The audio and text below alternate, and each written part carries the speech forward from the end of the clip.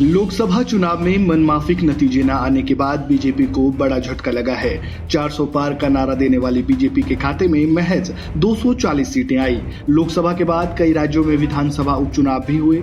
इन उपचुनाव के नतीजे भी बीजेपी की टेंशन बढ़ाने वाले रहे। अब हरियाणा से भी कुछ ऐसी ही खबर निकलकर सामने आ रही है। हरियाणा में इस साल विधानसभा चुनाव होने हैं और विधानसभा चुनाव से पहले एक ओपिनियन पोल सामने आया है जिसके नतीजे चौंकाने वाले हैं। ओपिनियन पोल के मुताबिक हरियाणा में कांग्रेस सत्ता में वापसी करती हुई नजर आ रही है।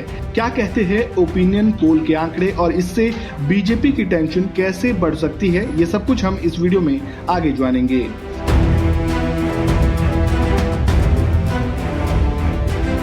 एक हालिया सर्वे के मुताबिक हरियाणा में होने वाले विधानसभा चुनाव में कांग्रेस बहुमत के आंकड़े के बेहद करीब पहुंचती हुई नजर आ रही है। पीपल्स पल्स के सर्वे के मुताबिक 90 सीटों वाले हरियाणा में कांग्रेस को 43 से 48 सीटें मिलने का अनुमान लगाया जा रहा है। वहीं बीजेपी को 34 से 39 और अन्य के खाते में 3 से 8 सीटें जाने का अनुमान है। हरियाणा में सरकार बनाने के लिए 46 सीटें बहुमत के लिए जरूरी है।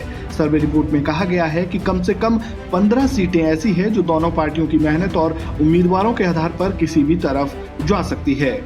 वही बात अगर वोट परसेंटेज की करें तो उसमें भी कांग्रेस आगे नजर आ रही है। पीपल्स पल्स के सर्वे के मुताबिक कांग्रेस को जहां 44% वोट मिलते हुए नजर आ रहे हैं तो वहीं बीजेपी को 41% वोट मिल रहे हैं। बात अगर 2019 में हुए विधानसभा चुनाव के नतीजों की करें तो 2019 में कांग्रेस को 28% वोट मिले थे, वहीं बीजेपी को 36% वोट मिले थे। कांग्रेस और बीजेपी के बीच वोट प्रतिशत का अंतर सिर्फ 3% है। अगर बीजेपी ने अनुमान से थोड़ा बेहतर किया तो उसके पास सरकार बनाने का मौका हो सकता है। अगर इसके विपरीत स्थिति बनती है तो कांग्रेस की बड़ी जीत हो सकती है।